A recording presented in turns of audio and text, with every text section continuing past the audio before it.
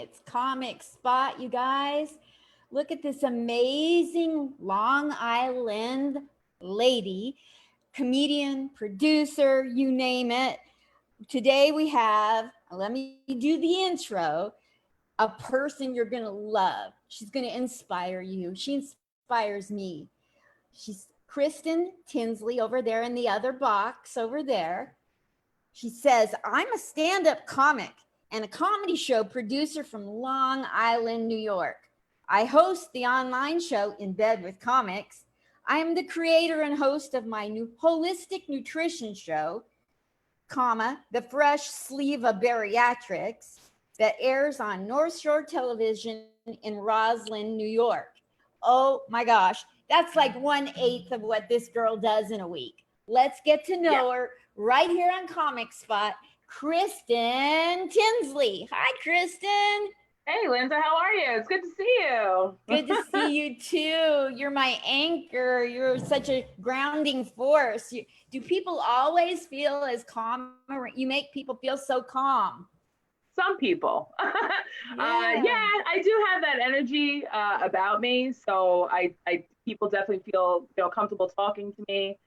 I think that they know that I'm a leader. So it's more along the lines of when I find people that need help with something, or if I find people that I want to work with or they want to work with me, it's very easy to bring them on board, because that's just the type of energy that I have. And I love having that energy. Sometimes it can be fun, but sometimes it can be draining. I know. I get it.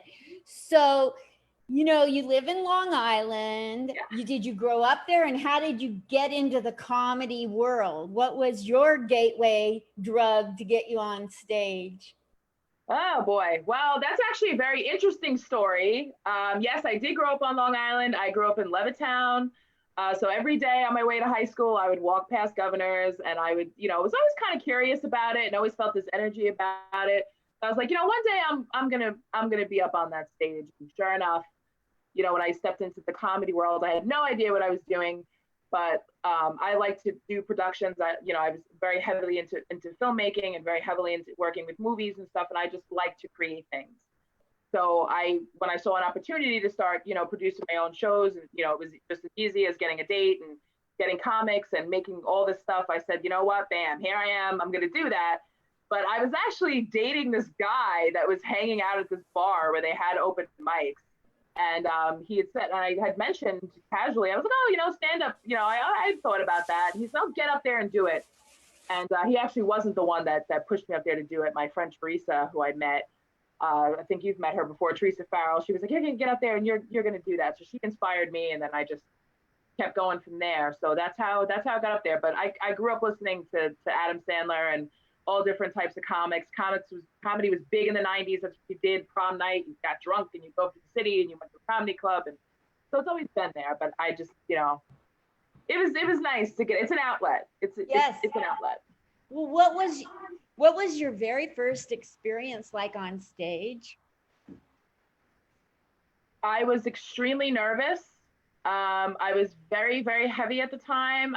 This was before I had weight loss surgery, which is where I get the Fresh Sleeve of Bariatrics, is about, weight loss for people who've had bariatric surgery like myself. And when I'm very nervous, I don't breathe the right way. So I was very hot and sweaty. I was out of breath, and all of my friends were there, and some of my coworkers and my family, and it was the first show, and it was really exciting. And I was, I was excited. I was nervous, but always confident. So it wasn't that bad. It was all those emotions all mixed in one. And I think I did pretty good, but it definitely didn't deter me from keep going. I don't think I did well, but it wasn't a deterrent. So, well, this particular interview has to be around 10-12 minutes, but you can always come back and tell me more of your life a month later, and we can keep coming back every month until you exhaust my T-Mobile Sprint account. I don't care. But I would love to know, how was it getting to know all of those prestigious people in Long Island in comedy? I mean, you're breaking in, and I know Teresa put you up, but there's a lot of heavyweight comedians up there in Long Island. I mean, Seinfeld, you got Kevin James and Ryan Christopher. You got There are, and when I do get the opportunity to see them or talk to them, I definitely do take that opportunity. But I talk to them as people. Comedy is just something that they do. I don't ever look at someone as being like, oh my God, this is like this big, huge person, because that's what they do. So I like to talk to them as the person that they are and learn about them as a person, because they're not just a comic, they're not just an actor, they're not just whatever they are in the creative field, they're a human being also. So I like to touch base with that side first. Yes. And then, because once you've worked in the entertainment industry for a long time, yes, there are people who can give you opportunities, but I feel like once you're up there and you've made it and you're being very successful, a lot of people will approach you because they want something from you. And that's not being genuine. So I make my own opportunities, and that's what I do. But I tend to like to connect to creative people because we have the same type of energy and the same type of path. Yes. So I love meeting them. I loved meeting mostly everybody in the Long Island comedy scene that I've met. Most people. Yes. I've really enjoyed that. So let's plug what you're up to, the things you've created that you want traction on. Tell me them. Well, I just started doing another show. Why not?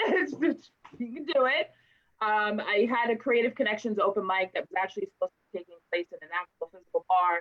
Not a lot of people came to it. It was like 12 o'clock on a Sunday. So I started doing that online, and it's just a show that's interviewing all different types of creatives: authors, actors, dancers, singers, writers, comics, whoever wants to come on and talk about that. And I'm also going to be talking about things that are going on in the movie industry, and taking my take on that. People can come on and do poetry and stuff. So that's just starting now. And then I also still have In Bed with Comics that's still going pretty hot. And then I've just started producing shows again. I have one this Friday on Zoom, and then the following weekend it'll actually be live at Coasters Tavern in East Meadow.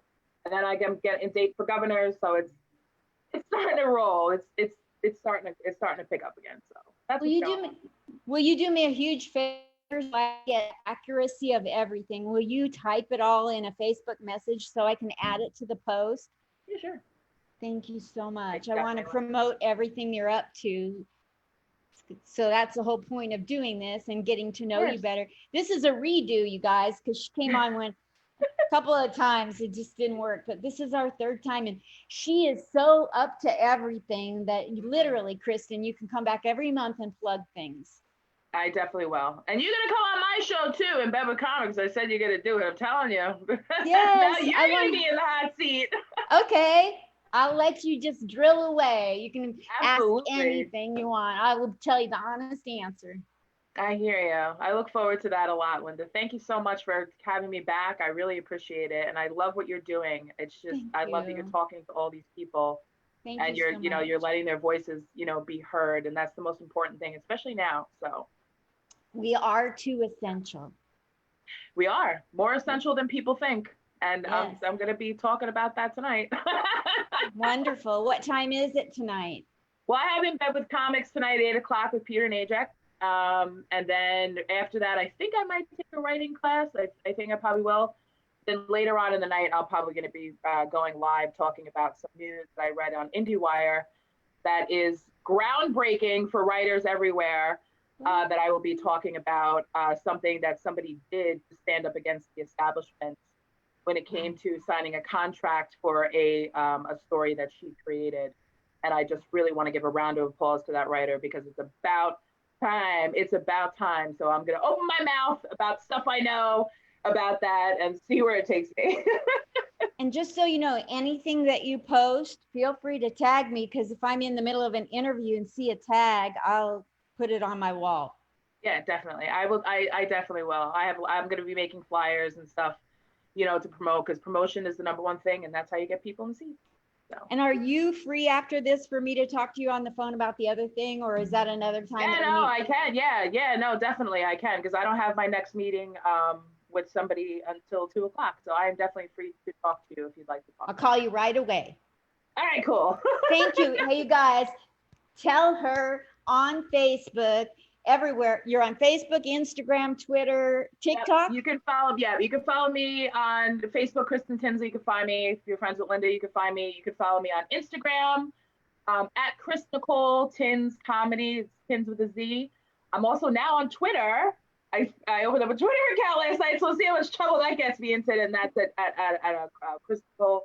I think K-Tins. Yes, at K-Tins on Twitter. And then, I mean, I'm sure I have a TikTok account that I don't use. I have Snapchat. I have all that. But if you're friends with me, you can find me. Thanks so much. You guys say goodbye to Kirsten Tinsley. You need to pay attention. She's going places.